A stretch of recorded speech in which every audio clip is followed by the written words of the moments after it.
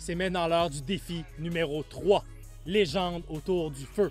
Nos deux équipes devront nous conter une légende classique de camp de vacances, et ce, basée sur 3 critères. L'originalité de l'histoire, la capacité d'élocution et d'animation, et bien sûr, leurs costumes et personnages. Animateurs, êtes-vous prêts?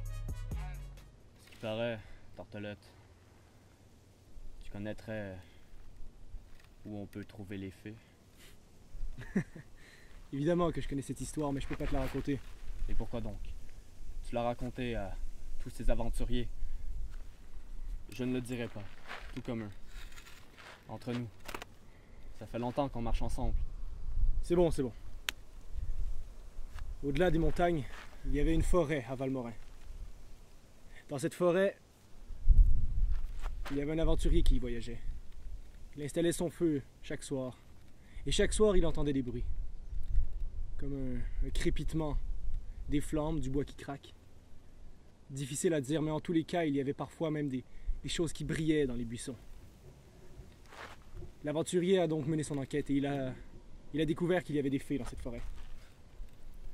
C'est dur à croire, je sais, mais quand il a découvert qu'il y avait des fées cachées dans les buissons, il a tout de suite compris que si cette information était divulguée au grand jour, tellement de scientifiques, de chercheurs auraient rasé cette forêt pour prendre les fées et faire des analyses. Comment tu sais ça? Tout ça?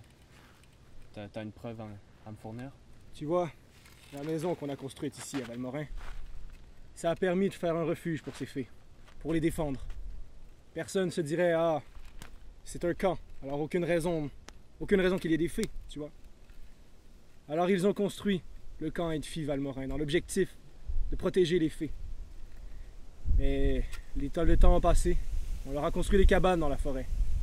Et des jeunes sont venus et sont devenus amis avec les fées. Aujourd'hui encore, certains jeunes sont capables de les voir.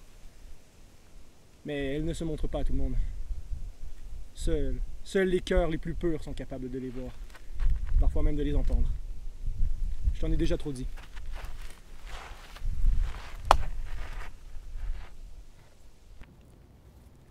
Connais-tu l'histoire de l'île? Juste là. Un gros île au milieu d'un lac. J'en ai vaguement entendu parler, mais par des rumeurs. À la base, cette île était une tortue. Une toute petite tortue qui se promenait dans les coins des Laurentides. Arrivée à Valmorin, elle commençait à manger les herbes qui sont autour.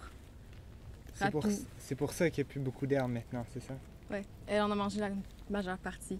Par contre, ces herbes étaient magiques. Au fur et à mesure qu'elle en mangeait, elle grossissait, grossissait, grossissait. Les villageois autour commençaient à s'inquiéter. Et même si elle paraissait si gentille, ils voulaient l'opérer pour qu'elle redevienne à sa taille normale. Trop de risques, trop d'inconnus. Donc, un médecin a décidé de prendre une autre sorte de plante qui la ferait s'endormir pour l'opération. Par contre, ils n'ont jamais trouvé la plante qui ferait l'effet inverse. Donc, depuis des années et des années, une tortue réside sous l'île, endormie, jusqu'à on ne sait quand. Plusieurs personnes sont encore à la recherche du remède qui la réveillerait pour qu'elle puisse continuer son chemin et vivre sa vie.